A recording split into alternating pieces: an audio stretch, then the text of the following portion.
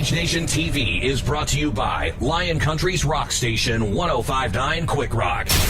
Streaming worldwide at 1059quickrock.com. Let's go. Welcome to the Cage Nation. Welcome to the Cage Nation. Welcome to the Cage Nation. No one can drop us, no one can stop us. We are the warriors, no one can top us, no one can rock us. We are the warriors, no one can drop us, no one can stop us. We are the warriors, no one can top us, no one can rock us. We are the warriors. Welcome everybody to another edition of Cage Nation TV. Drew Shannon, Albert Cameron, Rob Lynn back in the studio on a bright and sunny day here in Happy Valley from the Quick Rock Studios, 315 South Atherton Street in State College. Guys, what's going on? We got Rob at his computer. I know. We got him back into his own body. We had to break the computer open and then boom, he's here. Rob wasn't happy when we got him out. There's a series of videos about something like that on YouTube where like they just dissect pieces of equipment, you know, and they tell you all about it. I'll give you a link for who it is. I saw one where they found a corn snake skin in a laptop and... No, it's nothing bad. It tells you about the innards and stuff like right. The NES of whatever had X memory, whatever. Go ahead. Hate to tell you about the stuff I look up. Coming up, CDMMA 11 happening March 28th at the Jaffa Shrine in Altoona. The third time that Complete Devastation has entered the Jaffa Shrine, the historic Jaffa Shrine in Altoona, and we're looking forward to the fights. We're going to talk about those fights happening on the card. And certainly want to send out a big thank you to Jamie Chesney in In Your Face MMA. Yes, thank you, Jamie. Wonder Woman. Who represented all, not just her media outlet, but all of Pittsburgh's media outlets with King of the Cage's arrival in the Pittsburgh area. So definitely a big thanks to the Queen of the Cage, Jamie Chesney. We certainly appreciate that. Rob will be in attendance April 25th at King of the Cage, and that's gonna be a big feather in our cap. I mean, I know Rob's planning on having his camera there. I'm a huge fan of King of the Cage. I mean, you see my MMA video library, like 90% of it is King of the Cage. So like that is just, it's huge. It's a huge opportunity and I'm looking forward to it. Rob will be there. Unfortunately, Albert and I have a commitment that day to 105.9 Quick Rock, so we're unable to attend. Thank you to our sponsors. Yes. Thank you to our sponsors, but Rob is going to be there in full force, and he'll have all the play-by-play on Facebook and Twitter and all that stuff. So you guys won't be able to miss anything. We'll have it all for you. I'll try. All right, with that, we're going to take a break, and we'll be back. Run down the card for Complete Devastation MMA 11, March 28th, Jaffa Shrine. Stick around. This is Cage Nation TV.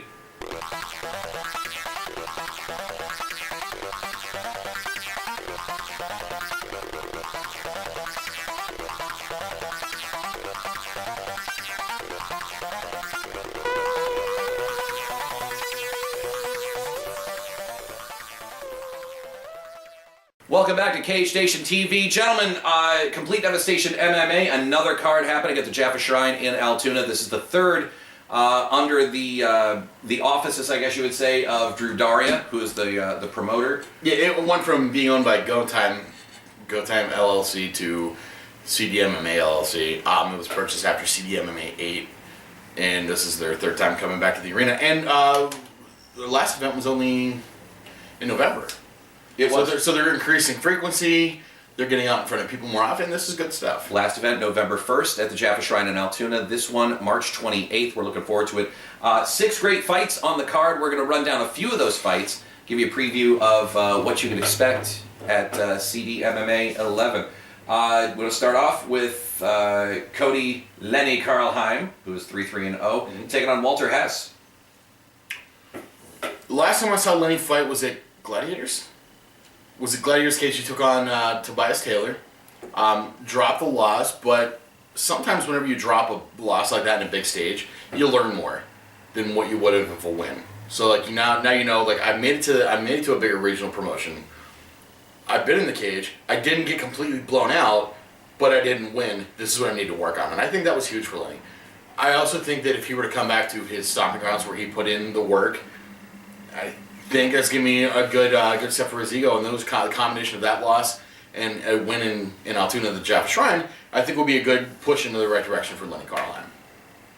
statistically, it's his fight to lose. I mean, just looking at the win-loss record, has lost more than he's won. And Lenny, he's 500 right now.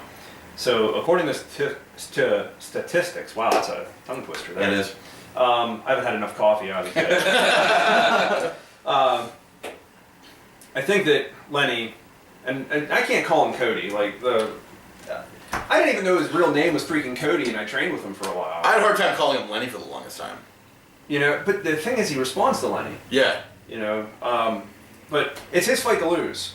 I think with Lenny, he's good on his feet. Yeah. And he's good on his back. But when you have a guy on top of you hitting you, even if you're working for submissions, you're working for sweeps and all that, it's not damage. So damage is a statistic above control. You know what I mean? So if you have a guy and he's hitting you and he's defending the submissions, because remember the rules of mixed martial arts, you do not get points for defense. No. Defense is its own reward. Right. You defended the arm lock. That's the didn't get tapped reward. out. Yeah. You didn't get your arm broken. Right. But so if you look at it, you have a guy on his back, and we know that you can fight off your back. This can be done. It's not amateur wrestling. I mean, being on your back is not as critical as what amateur wrestling is. Yeah. You're not getting pinned. Okay. There's no There's no back points in mixed martial arts. Yeah, exactly. But then again, maybe people need to act like there are, because I mean, if we circle back to Ronda Rousey's last fight, what did she do? She's she went right to Judo 101. I can't do that. Exactly. But then again, who in the hell runs the Judo Olympian? I'm going to jump at her, but I'm sorry, I digress. I look at this fight with Lenny Karlheim, who's going to be, I think this is going to be an amateur fight for him, and I have to wonder, where would Lenny's fight track record be right now if he didn't injure that knee the way he did? Because that knee was severe. Yeah. That knee was an injury that, to an older fighter, may have very well ended their career. It ended me competitive in Judo. I had the trifecta, ACL, MCL, meniscus. I mean, he had the same I've not injuries. competed since. Wow. There you go. That's how severe that injury. George St. Pierre had the same injury, and I think he had good doctors, though. Granted, team and good steroids. Granted. But if Lenny hadn't got injured with the way he had, I mean, Lenny could be a pro fighter by now. Could have captured the CDMMA featherweight championship, which I think for Lenny to make a run at that title would be completely insane. I think it would be a waste of time for him to do that, because now he's gone to a bigger, not so much, he's gone to a bigger promotion where he's going to get more exposure. I think now, and Jason Dignan could completely disagree with me, and he's Lenny's coach, and I'm just paid to look pretty. But I think right now Lenny needs. He's writing a check. You're getting paid? Wait a minute. We're going to need to cut the camera here, because we're going to kick Albert's ass in about a minute. Drew just left, so... He's under protest. But Jason Dignan would know this better than I would, but I would have to think that Lenny Karlheim's focus right now is on what his pro career is going to look like. Because he's still young enough that he could make a very good run at a very good pro career. Well, okay, we talked about this with Dan Kakuta. Yeah. You get more weapons as a striker. And I know that Lenny has the weapons on his feet. He does. He certainly does. And training with Laron Williams, and yeah, because he was training with Ronnie Williams on his striking. I honestly don't know who all the striking coaches are now. I know he's doing 2-a-days. I know he's training a lot more than I do. So, but no, okay. I'm gonna say that I think if he actively makes a run at a title, welcome back. I'm over it. Yeah, we didn't get any paychecks though. No, I went to go talk to whoever it is I need to talk to. They weren't there. I realized it's just the three of us. So Albert's lying on me. It's Mike Kessley, and he wasn't anywhere to be seen. Is he still a member of this? You need to cut him from payroll. He's the Ghost Protocol. Moving on. But okay, I think that if he was actively saying like, "Hey, it's going to take me 2 to 3 fights to get to that," yeah, maybe he shouldn't. But look, it's a feather in the cap. It's like when you go to your college and they say, "Hey, join this honor society," and it's like, "Why?" I pay money and I get letters. Oh, you put it on a resume. You're just doing it to do it. You know, you're just. It's like when you're in high school and you get the who's who. Those letters, you're like, pay this, and then you get on the who's who's list. It's like it's the same damn thing. You know, amateur titles to me are meaningless, but hey, it's a feather in his cap. He can be a champion. Let's move on to the next bout. Jake Kozarowski, who is 4-0-0, he has yet to taste defeat, takes on Robert Vascherino, who is 2-3-0. Obviously, this bout is going to favor Kozarowski. I mean, there's no doubt about Yeah, it. he'd be the favorite.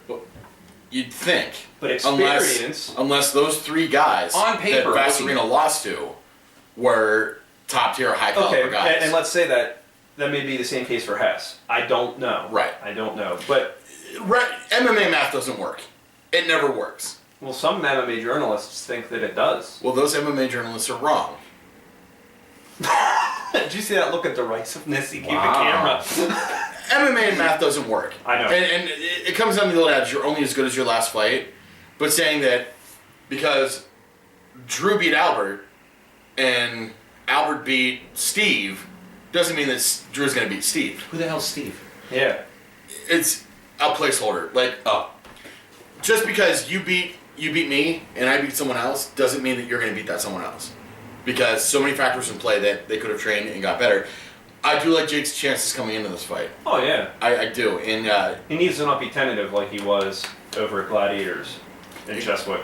He was tentative to throw, it seemed. right. And with his natural striking ability, he needs to not be afraid to throw those hands. Someone said something that, and I don't recall. You see, I thought that his last fight was advanced amateur rules, but someone had indicated to us, and you know who I'm talking about, that it was changed cage side. I don't recall that happening though, but I don't know. Maybe if that's this coming fight, but then why would it be cage side? I don't know. I mean, maybe that played a role. I have no idea. I Greg shot the photos. I should know. Greg Serb is much more knowledgeable, and he's in charge of everything that happens within the Keystone State in the cage. If he wants to change a cage side, I imagine he'd stop in the middle of a fight if he wanted to. Like, okay, put on your shin pads, you're gonna go. I don't know. Like, You know what? I could see that happen. I could too, and that's what I'm saying. It's not disrespect. It's He has that authority. he has that authority. And the knowledge. So if he did it, there was a reason he did it. Exactly, and a good reason. Yeah, And, absolutely. You know, we're as the media, we're not in any place to question the decisions he makes. Referees is a different story. We'll get into that Yeah, later. the refs, but and the judges. Oh, Yeah. but no, in Pennsylvania, we don't want to malign anyone. No. We have one of the best athletic commissions in the country. Straight from Dana White's mouth. I'm telling you this. Jones wouldn't have happened. Jones would That would not have happened in Pennsylvania. I'm telling you that right. It wouldn't have happened the first time, let alone the second or third. The Anderson Silva thing wouldn't have happened in Pennsylvania. No, it would not have. Yeah. So Jake Kozarowski, I really like his chances going in this fight. But again, we don't know about Walter Vasserino. He could have Robert. Yeah. Robert Vasserino. He could have a lot of high profile fights. Those losses he could have learned. Just like we said, you learn a lot from losses.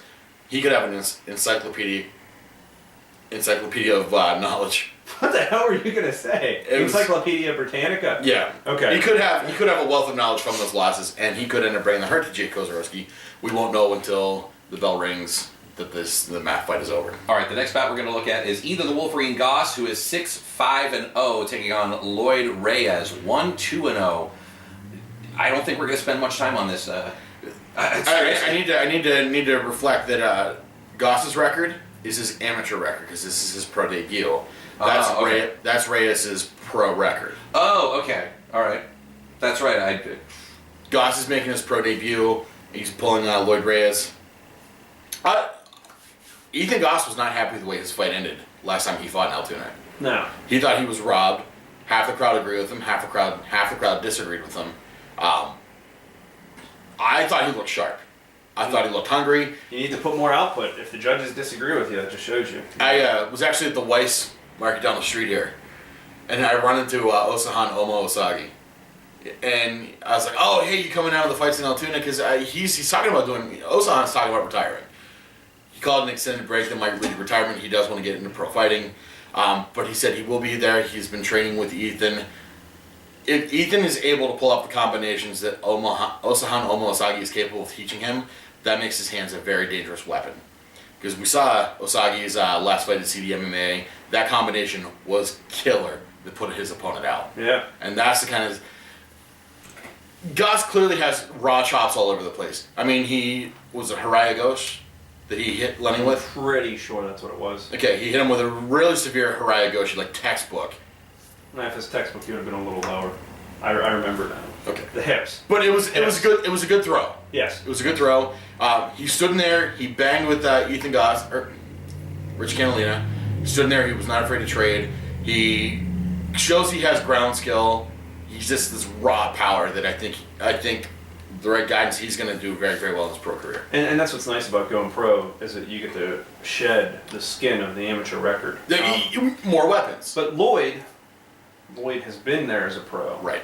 Even though it's a losing record, 1-2, but he wins this fight, now he's 2-2, he wins his next fight, 3-2, and then you just build that momentum from there. And how many great pros have started with a loss or two and then build an outstanding career? I think Charlie's at like a little better than a 500 record right now. I'm not sure exactly what his record is. There was a point better than 500. There was a point where his record was like in the 300s. Yeah. But then he came back and improved. I mean, that could be the case. Yeah. I'm not sure if his last bout with Dustin Pegg put him back to 500 or if he's still over. We'll check that out between the break. And yeah, I haven't really paid. I see the fights, I follow the results, but I don't really pay attention to the record. All right, so we have in our main event Billy the Psycho Ward, who is 4-4-0, taking on Brad the Machine Gun Mountain 2-5-0. This is a bout that we've been talking about for a bit now. The original main event was going to be Travis Wineland, who came back successfully from a 4-year layoff, beat Steve Smith. Steve Smith is not afraid to fight anybody. I beat the hell out of Steve. Oh, I had to believe that Steve Smith would get in the cage with George St. Pierre and fight him if he were given the opportunity. I think the right check, probably.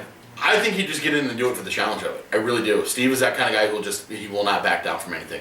But Travis Wineland comes back from a 4-year layoff. He was going to take on Ryan the Hurricane Hogan's, and for whatever circumstance that we cannot confirm entirely, that the main event fell apart. You know what the brouhaha is. We know exactly what the brouhaha is, and anyone with a Facebook account can tell you what the brouhaha was. But Brad the Machine Gun Mountain, who is a former Dignan Broombach fighter, who's now training out of Kaizen in Virginia, I believe. Mm-hmm. Training out of Kaizen, Virginia, is taking on Billy the Psycho Ward, who trains out of the Hate Squad in Detroit, Michigan. And I gotta tell you, I'm really looking forward to this fight. Brad has taken a lot of tough fights. They have not all come out in his favor the way he wanted to, but he is not afraid to get in there and throw. Billy Ward, I've been a big fan of Billy Ward's ever since he fought Ryan Glunt at CDMMA 6. And Billy's not afraid to make the trip to come to Pennsylvania. I mean, he's always coming to Altoona to fight, and I love that. He'll fight for WCC in Pittsburgh. I think he's even appeared for Gladiators of the Cage once or twice. I'm pretty sure you're right. Yeah. I'm thinking about that. I'm trying to think of the event that it was. But, we see so many of these, it's hard to keep track. It is. But as far as the main event in Altoona, I think if it couldn't be our first choice, this is the best possible alternative. Well, what'll be interesting to see is how far has Brad developed. Okay, his amateur record, he started out and he was brawling people. He wanted nothing to do with grappling. He wanted nothing to do with it. And he won his first 3 amateur fights in a pretty spectacular fashion. But after that, it started evolving not in his favor. Maybe you believe your own hype, and you're like, well, you know what? I don't need to spend time on the ground. Right. And I've heard the comments from him openly. Early when he was training, that I don't need to know. Just I need to get out and get back up and start banging. And it's like, well, look, the fighters have evolved, and now he's a Gracie purple belt. Yeah. So that tells you something that he spent the time. Is it Helson? Is it Helson or is it Carlos? It's not Carlos. Is it Henzo? No, Not Henzo. It's not a Henzo affiliate. I thought it was Helson. You're probably right. I know it's a. It's a Gracie. Yeah. I know it's a Gracie with an R name. Aren't they all? Not Carlos. He has an R in his name. Beginning with an R. That has that Portuguese H sound to it. Oh, okay. Welcome to Semantics with KGH TV. Wow. Okay. But yeah, and for Brad to get a Helson purple belt is an accomplishment. Like Helson awarded Brad the belt himself, so he wants to evolve his ground game. And I know he was doing Thai fights too. Yeah. Training it. So, okay, I guess here's the question: who do you pick to win the fight? Yep, I'm that guy. I did it to you. You have to pick someone. It's normally my job. On paper, I just wanted to do it to him. All right. on paper, I have to give it to Ward. Okay, why? because Ward has... See, I don't know. Like, my gut is saying that I think Billy Ward takes the way of the win. And that's not disrespect towards Brad, but I'm almost doing like a little bit of MMA math, and that's bad. I shouldn't be doing that. He should run for politics, right? I should, Well, think about it. He just told us MMA math doesn't work, and now he's using it. right. Oh, yeah, then yeah. let He's him a know. perfect fit. Um, Albert, whatever his last name is, 2016. well, last time Billy Ward was in Altoona, he lost to... No, he beat PJ Palmer. Fight before that in Altoona, he lost Brett Schoenfeld. Fight before that, he beat Ryan Glenn. I think PJ Palmer was a really good wrestler, who I think has a better mat control than what Brad might, and that's what makes me think that Billy's going to take away the win. But I could also see Brad turning it into a striking game because Billy won't back down. If Brad wants to stand and throw, Billy will throw with him. Brad's striking game might end up getting him the best. I can't pick a winner. I just talked myself in a huge circle. 50-50 shot. Okay, so what are you saying for us, Drew? You say you usually have to tell us this. So where are you directing our dialogue to next? Well, Are we picking winners? go ahead and pick Good luck, because I just talked myself in a big circle. Go ahead. Oh, well, it's easy. You have to freely admit, okay, when you're involved in the media, you have to explain, like, look, this is my biased or my unbiased opinion. Right. This is my biased opinion just because I like Brad, so I'm going to pick Brad. Okay. Yeah, I like you got a Ethan. minute 30 to pick. I'm picking Ethan. I like Jake. He's taken 2 fights in 2 weeks, so I'm going to pick Jake. And I like Lenny, so I'm picking Lenny. It has nothing to do with technical acumen or anything. I'm just picking who I like. I agree with that up until the main event, which I am now very, very torn on. Yeah. So. What do you think, Drew? Yeah, Drew. Don't Let's ask drag me you to in. drag me into this. I'm just the guy that moderates. I'm the moderator. Yeah, and like I said, I'm freely admitting the only reason I'm picking the choices that I did was because of personal affiliation. Right. It has nothing to do with MMA math. It has nothing to do with who they fought. I'm just saying. You know these guys. You know what they can do. You know what they're capable of. Oh, then it's anyone's fight at any time. Right. All right. Well, that being said, Complete Devastation MMA 11 happening March 28th. Doors open at 6, bell time approximately 7. You know how these things go. They normally ring the bell like about 15, 20 minutes later than that.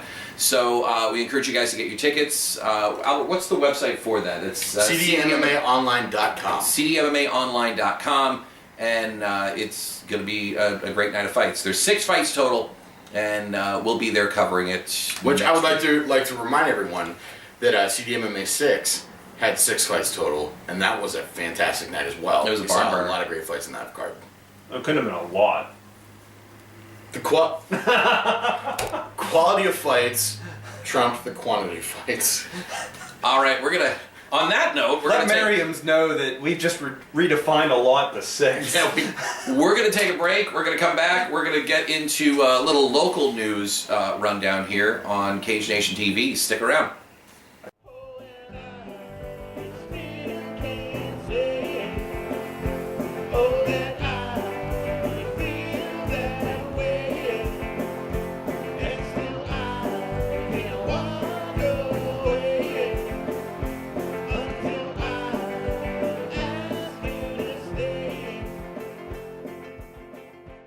Welcome back to Cage Nation TV.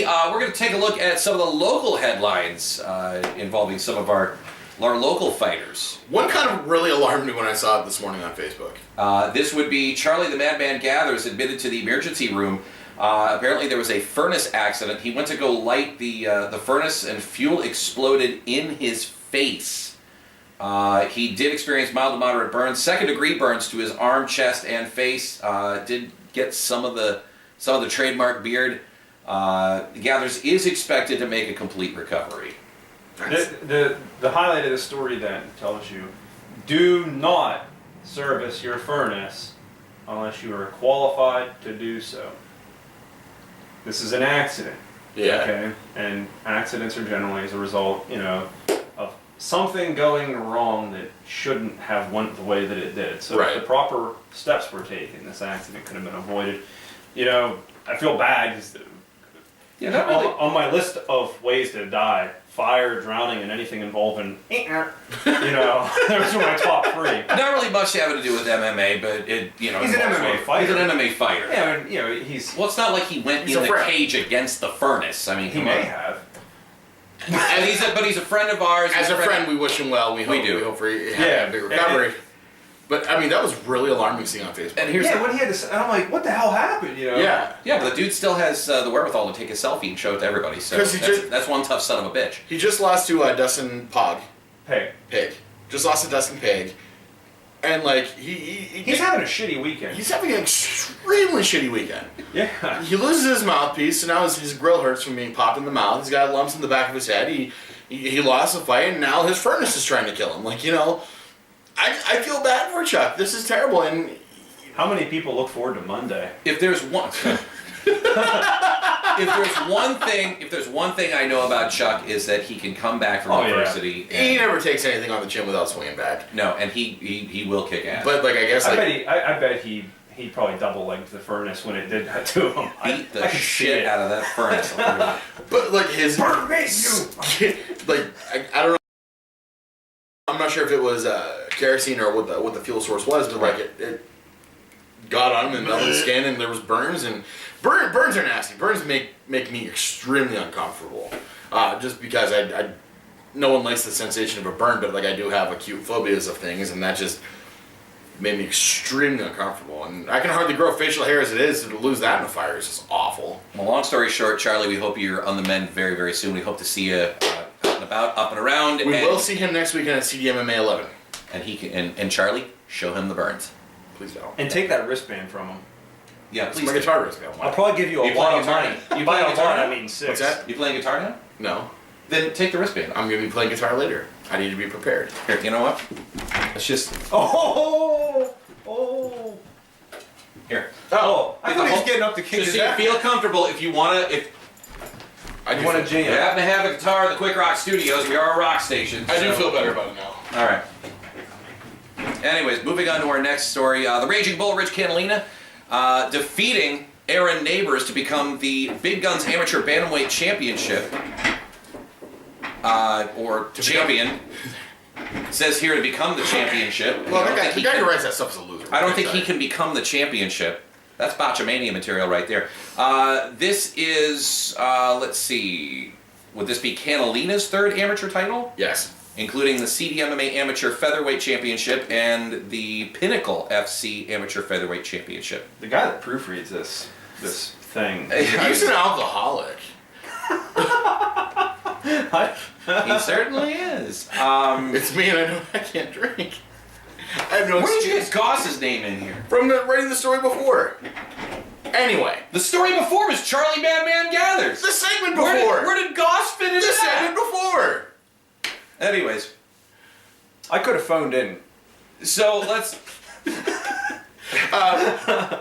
I know Rich had plans to go in pro, Yeah. and included the opportunity came up for him to do one last amateur fight, and he got a title out of it, which is fantastic. Rich is gonna go pro. I thought he was scheduled to go pro at Gladiators. I would have thought, and that's what I was thinking when I was reading this. But okay, and I'm just gonna derail this completely. You know how we had all the this wasn't Yeah. typed well. I didn't read it well either because I'm like, wait, he defeated Aaron's Neighbors.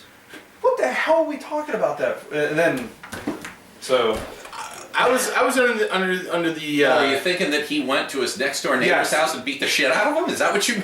maybe No, he went to Aaron's house and Yeah. then kicked the crap out of his neighbor. Oh, yeah, okay. yeah, not his neighbors, Aaron's neighbors. Oh, all right. Yeah, I didn't even know that fight was going down. When did we I lose didn't control either. of this show? Seriously. It's... I didn't either. I was under the impression that Catalina was supposed to be fighting for Gladiators in his pro debut. He still may very well be. As long as he doesn't get a medical suspension out of it. Why would he? I've seen strange things happen with medical suspensions. Not strange, but Jessica Richmond beat Jamie Chesney and got a medical suspension out of it because Jamie broke her nose vertically. Yeah, well, I mean, that's an obvious reason. Yeah, I mean, but did Rich take any real damage? I'm not sure. You know, like sustaining Well, damage? Uriah Faber broke both hands kicking the crap out of somebody, got a medical suspension out of the win. I'm just saying, I don't know. Are you sure that he won that fight? I thought he broke both hands when he fought Mike Brown and lost.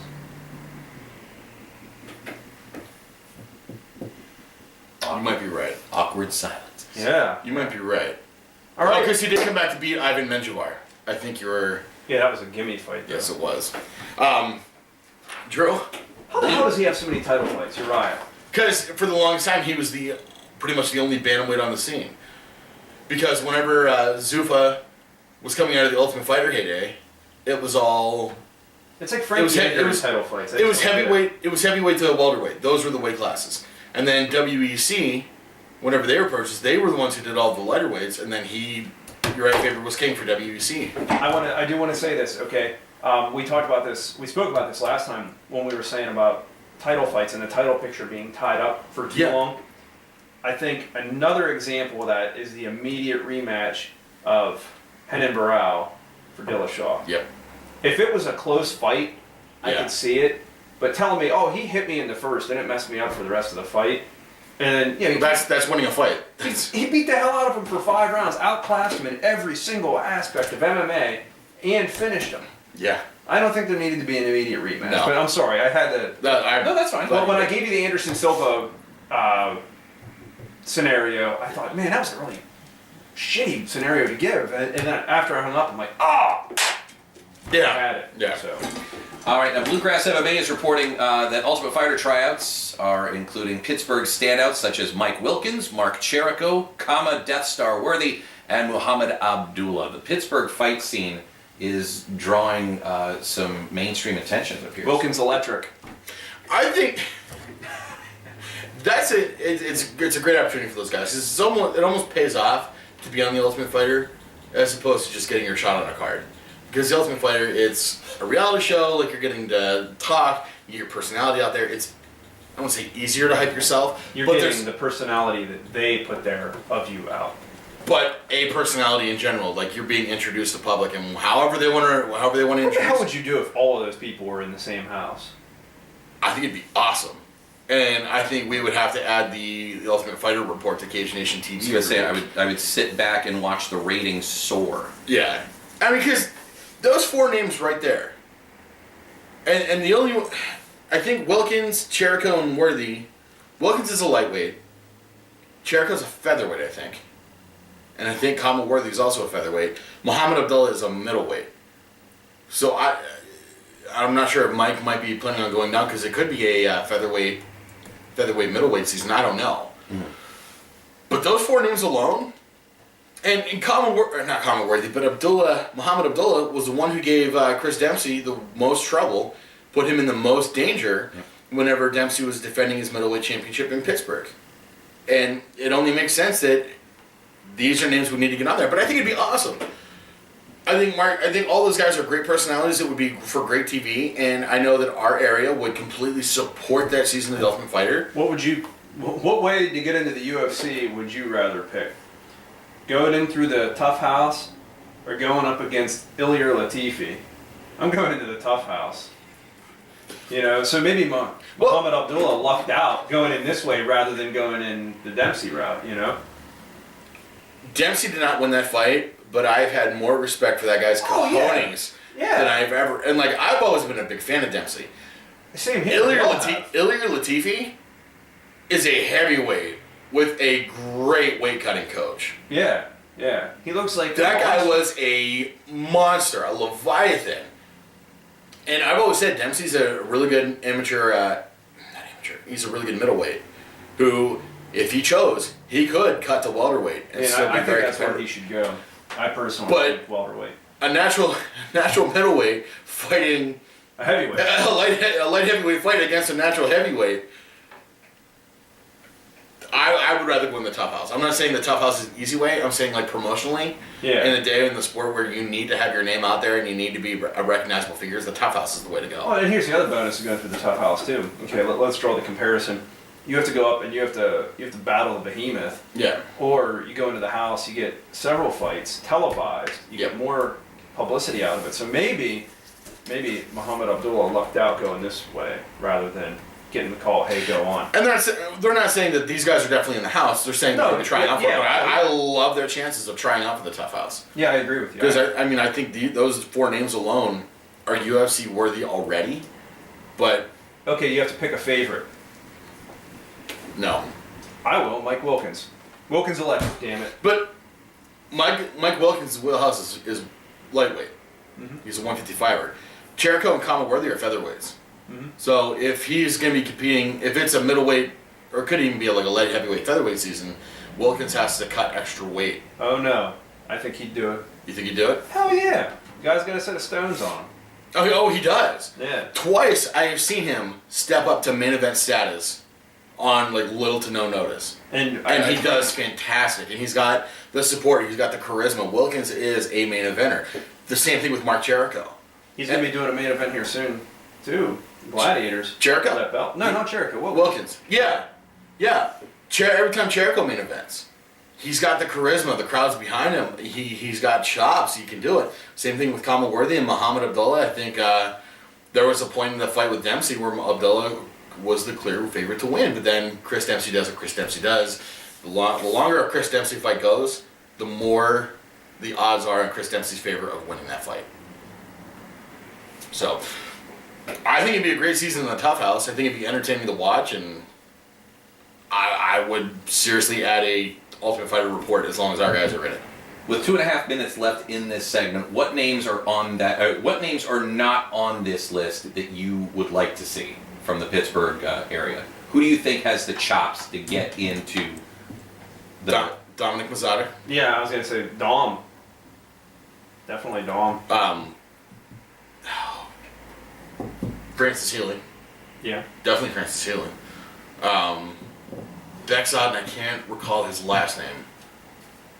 I know who you're talking about. You know who I'm talking Bexod Abdurrahmanov, I believe it's something like close to that. If I had the name written in front of me, I'd be able to pronounce it. No, you wouldn't. He probably wrote it wrong. Yeah, that's true. I am usually good at phonetics, and that's how we pronounce that. It would have been Bexod the Madman Gathers, apparently. That's how he would have written it. Goss's championship.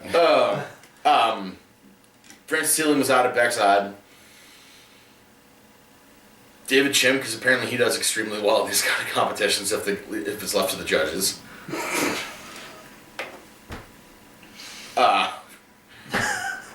I'm still really bitter about that. Like, I'm sitting cage side beside Jim Ajay, and Jeremy Sakuda clearly Jim Ugly Ajay.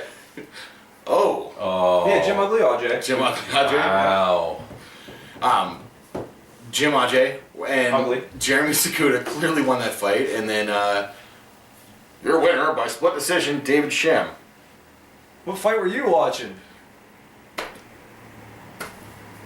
I mean, unless like there was a mirror in the cage on the other side, David Shem was kicking the shit out of Jeremy Sakuda. From the side of the cage I was on, that wasn't happening. I don't know. From our Pittsburgh scene, I think that you really do have the highlighted names on there. There's some people that I think that have the charisma, but they just don't have the amount of fights yet. Mm-hmm. Dan Kakuda. If you were gonna say, and I was gonna say the same thing. If you said Dan Kakuda, I was gonna say more fights. Yeah. You know, the reason I can get behind Wilkins and Jericho and Dom Mazzata is they have fights. They put the work in. Yeah, they have a lot of fights. And it's not saying these guys don't put work in. It's just the amount of fights. You know what I mean? And there might be, like, imagine you're Dana White, okay, and you have Dominic Mazzata in a season of The Ultimate Fighter, and the ratings are clearly going through the roof because Pittsburgh is a very, very loyal, concentrated metropolitan area. Absolutely. Okay? How do you not put him in the cage against Cody Garbrandt after he competes in that season? Yeah, I mean, it would totally make sense. It would be great. All right. Well, with that being said, we're going to move on. We've got another segment of Cage Nation TV to get to, and the 5? Are we doing this? We're going to try to do 5. We're going to try to do 5 of the worst referee blunders. I think the one we talked about counts as 2 or 3 in and of its own right. And we're probably going to piss off at least one of them that we know, or at least he will. I'm just the moderator. Back with Cage Nation TV in just a few. Cage Nation TV is brought to you by Lion Country's rock station 105.9 Quick Rock. Streaming worldwide at 1059quickrock.com. Welcome back to Cage Nation TV.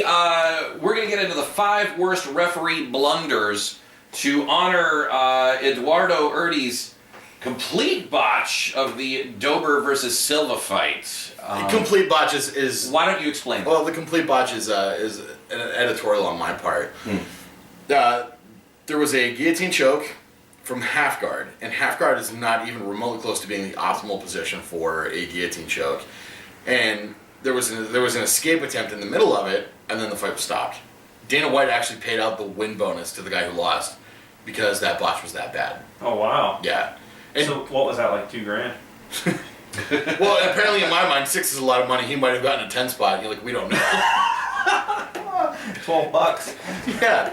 But That's a lot of money. it was extremely bad, and it was I believe it was Ernie. But we've thinking about some other referees who have completely kind of jumped the shark on good decisions. Now, you've got 3 on the list so far, Albert. And we Oh, talked. he's gonna piss someone off. Well, Steve Mazzagatti, Ronda Rousey versus Sarah D'Alio. You know what all you need to say about Steve Mazzagatti? Steve Mazzagatti is a terrible referee. Well, okay.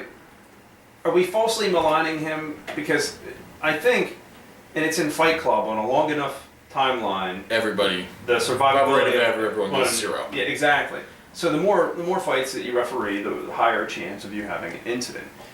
Now, at the same time, you have enough within a short span of time. You begin to look like, you know, it's the same thing with fighting. You're only as good as your last fight. Right. If you did a shitty job in the last, the ref in the last match. You're a terrible referee. Yeah, but I mean, Steve, this one wasn't even on my radar as one of Steve's worst, but I guess it should be. Dana White constantly puts Steve Mazzagatti on blast as being like the worst referee of all time. And this is considering that Cecil Peoples was refereeing for him.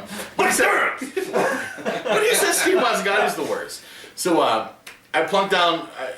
I got Fight Pass, and I'm very happy I did. I've enjoyed Fight Pass thoroughly.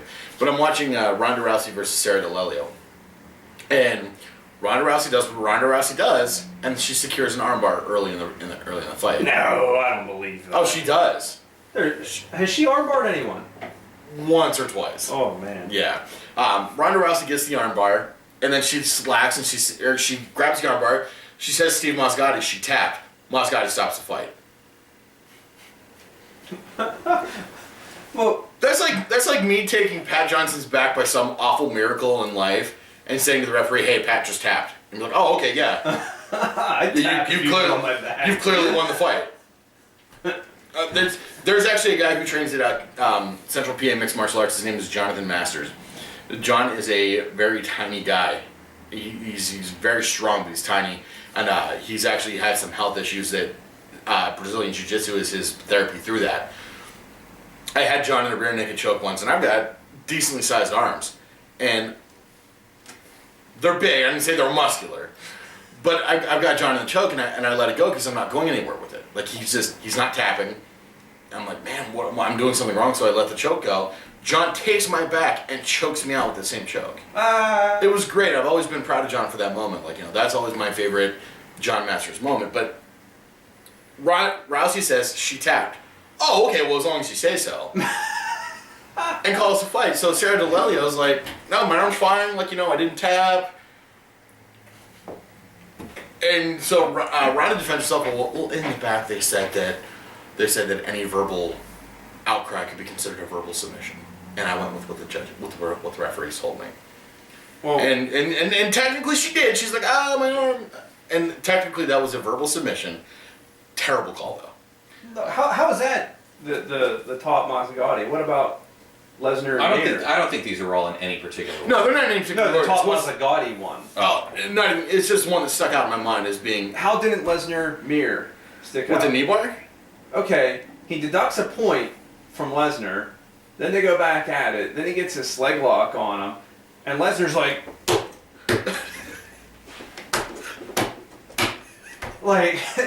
I didn't. I didn't say Mazzagatti is a great referee. It happened. I'd let him ref our All right. fight. Moving on. I might actually have a chance of winning it then. We got about 5 minutes left in this segment. Okay.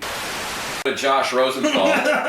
His blunder apparently has nothing to do with inside the cage, but he got arrested. His blunder is criminal. His blunder is criminal, getting arrested for a grow operation. Not just a grow operation, like 5 grow Like operations. a mega one, too. Yeah, like a conglomerate monopoly of grow operations. Josh Rosenthal. You know what? Like, we need to like a cartel. Yeah. We need a follow-up on this. He just got out of prison. Did he? He just got out. How long did he serve? 3 years. Shit, it was that long. Yeah. Well, he was sentenced to 5 to 7. No, like that long ago that you know, Yeah. that's all went about. Wow. And no, it would have been 4 years that we first heard about it. He just served because there's that period of time between your sentencing and then. What do you think he's going to do with his life? Do you think he's I think he's a gonna, criminal? I think he's going to open a greenhouse. To be honest with you, I think he's going to move to one of those states where he's allowed to grow it. he's going to go to Colorado and open up a farm.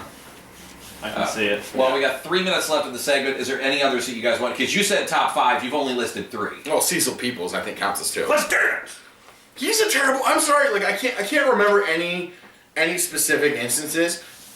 He's just a terrible referee, and the fact that he's judging fights makes me angry. I have to believe that Cecil Peoples was cage side for David Shim versus Jeremy Sakuda. He might have been. 'Cause there's that meme. I'm telling you, we have to pull it up and maybe put it in here. It's Cecil Peoples, and it's a picture of him, and he's like, it's the most ridiculous picture. And it says, "I don't always watch fights, but when I do, I score 49-48 for the other guy." And I'm not being disrespectful. If Cecil was here in the room right now, if he ends up, he'll never be a Pennsylvania referee. if or he judge. ends up the Pacquiao Mayweather judge, you know, oh my god. That's painful to think about. I But know. if you were here in the room, I'd be like, Cecil, you've clearly accomplished more in combat sports than I have. I just do not agree with any decision you have made Ever. You know, that's a segment we do need to have then. One time, just run through Cecil's decisions and be like, okay, and then we're going to have to watch all the fights, and we're going to say, okay, we agree or disagree with Cecil, and we're going to get his track record for how terrible he is. It's just awful. Like I'm actually going to take Bill Bookwalter's Halp versus Royer off the list because Cecil Peoples is that awful. Oh, no, it's too late. You put it on the No, list. no, already. Throwing it out I'm there. removing it. Like I'm Nope. striking it from the Yeah. Oh, record. because you just realized Bill will kick your ass. Bill will kick my ass. Yeah. He is a big dude. But What about Mazzagatti with Matt Wyman and Mac Danzig? I remember that one being particularly awful. Matt Wyman, oh yeah, check, he's out. Oh yeah, he's out. Oh, Mac's like, what the hell, Steve? And I'll tell you what one almost made the list too was Chip Snyder and Daryl Madison versus Corey Hill. I was gonna ask about that. If I would have been on the other side of the cage for that fight, that would have definitely been on the list. Right, but we saw that. I mean, we were at cage side. We were right there. We watched Daryl Madison separate from consciousness. We didn't Right, realize yeah. what we saw at the time. Right. But going back and watching the tape, we saw it happen. Yeah, well, just good too. Yeah, Just well, good. Bill is too. Yeah, Like, you know, I'm not saying he's not. yeah, Jim Chappell. Pennsylvania does not hire bad referees. No. Yeah, Jimmy Chapman. Vegas does. Oh, Vegas, yeah. Vegas does. So, okay, now, something there is to think about too, though, okay? And the referee has a very, very difficult job. Extremely difficult. It's not just as easy as going, oh, he's kicking his ass and he tapped, and that's that. All of these bad calls You made need have been to- in the sake of fighter safety. Yeah, well, I don't know about Mazzagatti letting him crank on Lesnar's leg for about a day. Okay, that one. But like, Bill was looking out for Jason Royer's well-being. Yes. Josh Rosenthal was looking out to get high. Cecil Peoples is always looking out for the best interest of the guy that is losing. Right. You know what? He likes an underdog story. On that He note, watched too gentlemen- much. He watched too much. Remember the Titans. On that note, gentlemen, we got to wrap up. Yo, Adrian! Thanks for joining us for another edition of Cage Nation TV. Make sure to get out to CDMMA 11 Saturday, March 28th. Doors open at 6. Show starts approximately 7, somewhere around there. Bell time at 7. Tickets still available at cdmmaonline.com. And I believe you can get them the day of the fight as well. Gentlemen, thanks for another great discussion. Thank you. Make sure to like us on... Gotti with Matt Wyman and Mac Danzig. I remember that one being particularly awful. Matt Wyman, oh yeah, check, he's out. Oh yeah, he's out. Oh, Mac's like, what the hell, Steve? And I'll tell you what one almost made the list too was Chip Snyder and Daryl Madison versus Corey Hill. I was gonna ask about that. If I would have been on the other side of the cage for that fight, that would have definitely been on the list. Right, but we saw that. I mean, we were at cage side. We were right there. We watched Daryl Madison separate from consciousness. We didn't Right, realize yeah. what we saw at the time. Right. But going back and watching the tape, we saw it happen. Yeah, well, just good too. Yeah. Just Well, good. Bill is too. Yeah. Like, you know. I'm not saying he's not. Yeah. Jim Chappell. Pennsylvania does not hire bad referees. No. Yeah, Jimmy Chapman. Vegas does. Oh, Vegas, yeah. Vegas does. So, okay, now, something there is to think about too, though, okay? And the referee has a very, very difficult job. Extremely difficult. It's not just as easy as going, oh, he's kicking his ass and he tapped, and that's that. All of these bad calls made need have been to- in the sake of fighter safety. Yeah, well, I don't know about Mazzagatti letting him crank on Lesnar's leg for about a day. Okay, that one. But like, Bill was looking out for Jason Royer's well-being. Yes. Josh Rosenthal was looking out to get high. Cecil Peoples is always looking out for the best interest of the guy that is losing. Right. You know what? He likes an underdog story. On that He note, watched too gentlemen- much. He watched too much. Remember the Titans. On that note, gentlemen, we got to wrap up. Yo, Adrian! Thanks for joining us for another edition of Cage Nation TV. Make sure to get out to CDMMA 11 Saturday, March 28th. Doors open at 6. Show starts approximately 7, somewhere around there. Bell time at 7. Tickets still available at cdmmaonline.com. And I believe you can get them the day of the fight as well. Gentlemen, thanks for another great discussion. Thank you. Make sure to like us on Facebook, follow us on Twitter, subscribe to us on YouTube. We will catch you next time. We'll have the next time we talk to you, we'll be at CDMMA 11. We'll have our wrap-up show. We'll give you a little behind the scenes of what's going on with that and so much more. So You're forgetting something. Hashtag get Drew and Rob on the payroll because apparently he's getting paid. And we could use a lot of money, which is $6. it's the three of us. If he's getting paid, he's paying himself. He's not sharing the wealth there, buddy. Wow. We might see you next time on Cage He Nation might TV. see you. I might be in a hospital bed in Altoona Regional. I don't know. We'll see you at Altoona at CDMMA 11. Take care. Have a great week. Let's go.